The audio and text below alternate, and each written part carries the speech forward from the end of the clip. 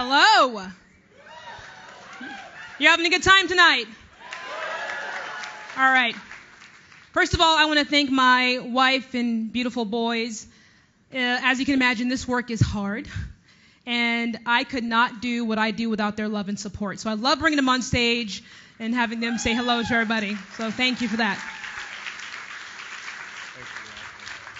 Now, when I was last on this stage, last year, I was using the name Stacy. So please allow me to reintroduce myself as Jaymes Black, any and all pronouns, the most authentic version of me. Thank you. So I often speak to people in our community who are scared and distraught about the future of their rights and the future of their kids' rights. And these are people who believe that all hope is lost, and their fears are understandable. But because of people like you, because of the progress that we continue to make, because of the love and the energy that I felt in this room tonight, I want them to know, and I can say this with every cell in my being, tonight we are witnessing a rebirth of pride, a rebirth of family, a rebirth of hope.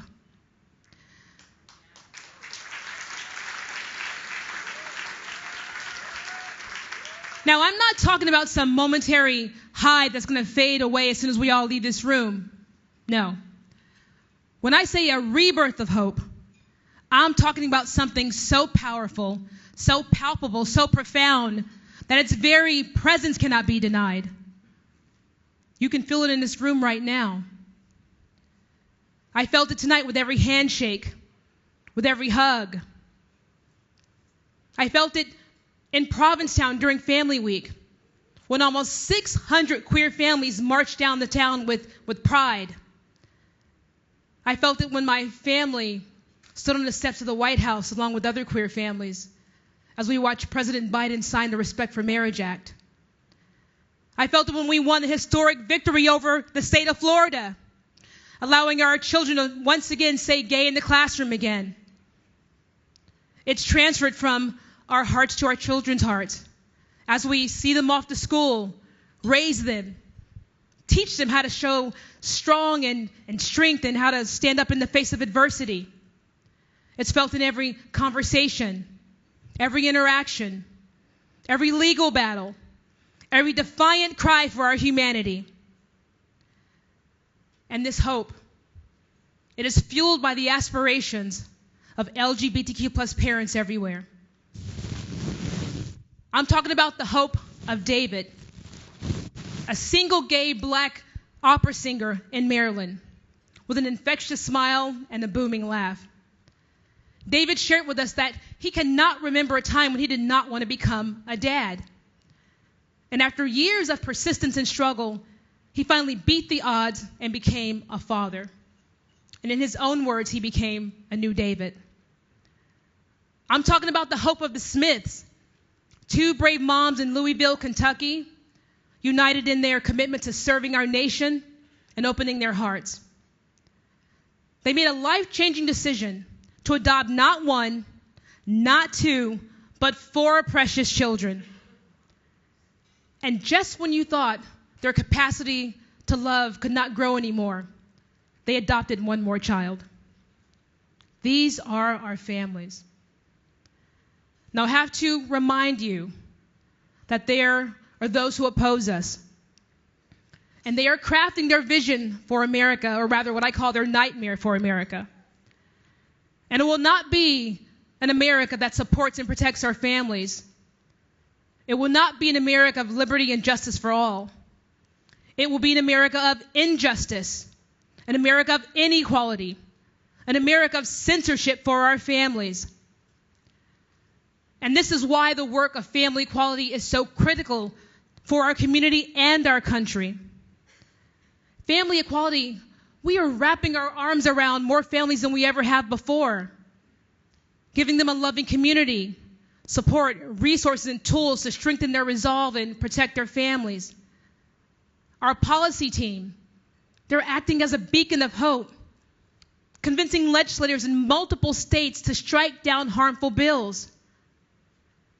And right here in New York, we make dreams come true with the Child Parent Security Act, a law that since 2021 enables our families to bring a child into their lives through the beauty of gestational surrogacy.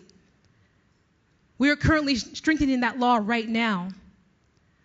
But we're not stopping there. Our team is working on a 2-year family building initiative that will expand protections to the almost 200,000 LGBTQ plus families in New York and countless others, so they can expand and create their families without legal barriers, just like their straight counterparts.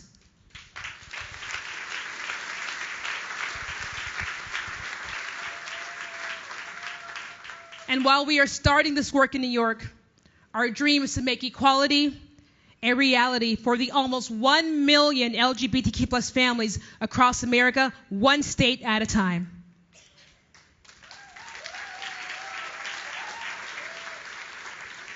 So even in the face of these unrelenting attacks, we're still progressing.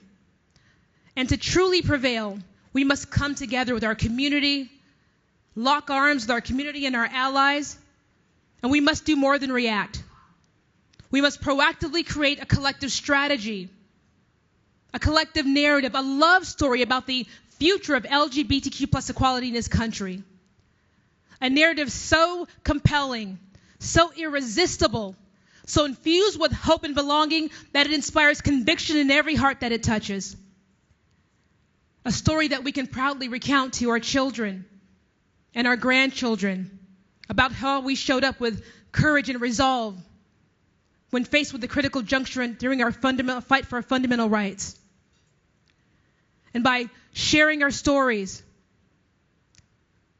and sharing our experiences and mobilizing our community, we will build an unstoppable movement.